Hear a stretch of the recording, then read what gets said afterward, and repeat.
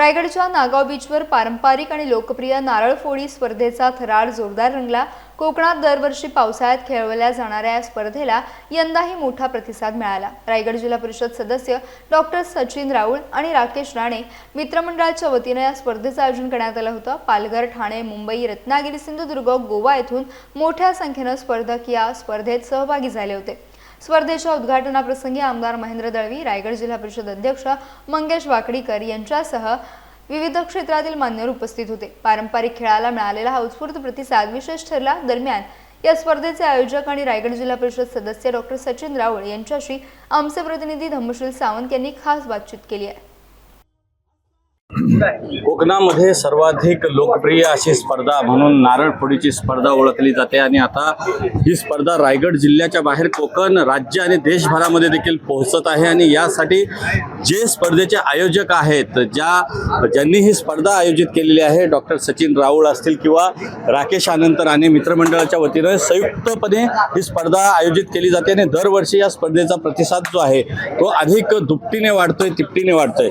Sir, काय सांगाल, कशा पद्धतीची आजची ही स्पर्धा वाटते, कसा प्रतिसाद आहे? खूपच चांगला प्रतिसाद आहे, कारण या स्पर्धेसाठी खास करून आमचे आमदार साहेब माननीय महेंद्र दळवी साहेब आणि जिल्हा परिषदेचे अध्यक्ष वाकडीकर साहेब हे स्वतः उपस्थित झाले होते। त्यामुळे आजचा आनंद ऍक्च्युली द्विगुणित झालाय आणि स्पर्धा तर जोरात चालू आहे, कारण स्पर्धक हे अख्ख्या कोकणामधून आलेले आहेत। दोन प्रकारची स्पर्धा होती आणि ही आता सांगतेकडे जाते, तर खूप आनंद होतो आणि खूप मला आनंद होतो की खूप प्रेक्षक वर्ग इथे आलाय आणि स्पर्धा एन्जॉय करतोय। एकूणच आपण बघतोय की जे हे नारळ आहेत, कोकण म्हटलं की नारळी पोपळीच्या बागा आणि वेगवेगळ्या प्रकारचे नारळ या ठिकाणी नारळीच्या झाडांवर येतात।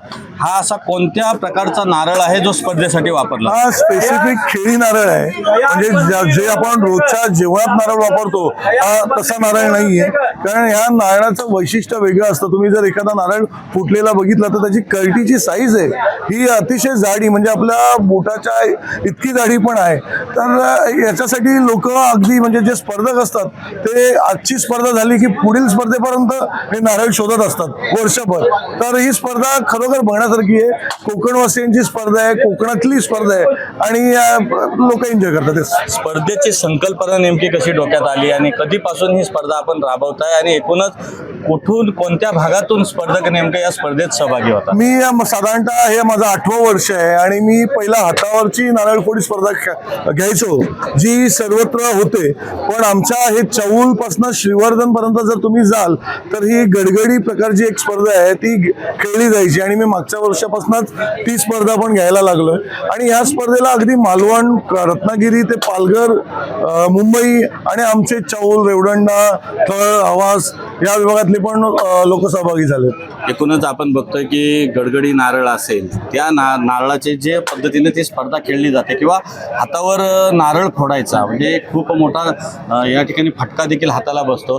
सुरक्षिततेच्या दृष्टीने कसं आहे या ठिकाणी? नाही, जे स्पर्धक असतात तो कोकणातला स्पर्धक आहे, त्याला नारळ कसा हाताळायचा हे माहित आहे, त्यामुळे सुरक्षितता तो स्वतः सांभाळून घेतो।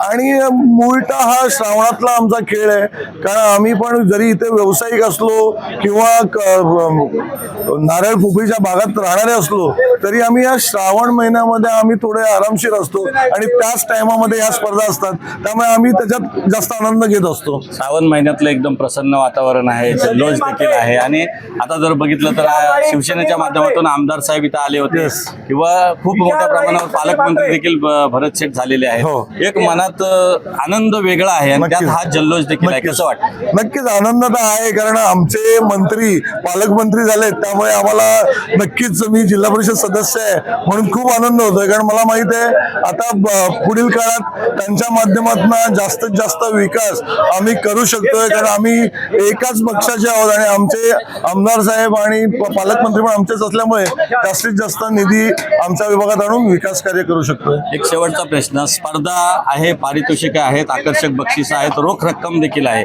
बक्षिसाचं स्वरूप कसं आहे? बक्षीस रोख म्हणजे जे गडगडी नारळ आहे त्याला 21,000 रुपये प्रथम बक्षीस आहे, त्यानंतर 11 आणि 10 वगैरे आहे। तर जे हातावरची नारळ स्पर्धा आहे त्याच्याकडे रोख रक्कम 51,000 रुपये, त्याच्यानंतर द्वितीय 21,000 आहे आणि तृतीय आणि चतुर्थ 11,000 रुपये आणि बरोबर चषक असेल. महिला आणि युवतींची स्पर्धा भरवण्याचं देखील आपल्याला डोक्यामध्ये आहे. नक्कीच मी बोलल्याप्रमाणे मागच्या काही वर्ष मी विचार करतोय की पुढील काळात आपण महिलांना घेऊन पण या स्पर्धेत आणावं आणि जर महिलांनी पण त्याच्यामध्ये उत्सुकता दाखवायला पाहिजे आणि सहभाग घ्यायला पाहिजे, तर मी पुढल्या वर्षी नक्कीच महिलांसाठी पण अशी स्पर्धा ठेवेन. निश्चितच आपल्यासोबत डॉक्टर सचिन राऊळ होते, जिल्हा परिषद सदस्य रायगडचे देखील ते आहेत. आणि एकूणच स्पर्धेचं आयोजन आहे, नेत्रदीपक असं स्पर्धेचं आयोजन आहे, भव्य दिव्य स्वरूपाचं आयोजन आहे आणि मोठ्या प्रमाणावर प्रेक्षक वर्ग देखील ही पर्वणी म्हणून या ठिकाणी आनंद घेत असतो. कोकणातील हा पारंपरिक खेळ आणि लोकप्रिय खेळ दिवसेंदिवस देशामध्ये जगामध्ये कसा जाईल यासाठी यांचा प्रामाणिक प्रयत्न या ठिकाणी दिसतो आणि त्याला यश देखील येताना या ठिकाणी पाहायला मिळत आहे. Dhammasheel Sawant, news bureau, Raigad, Konkan.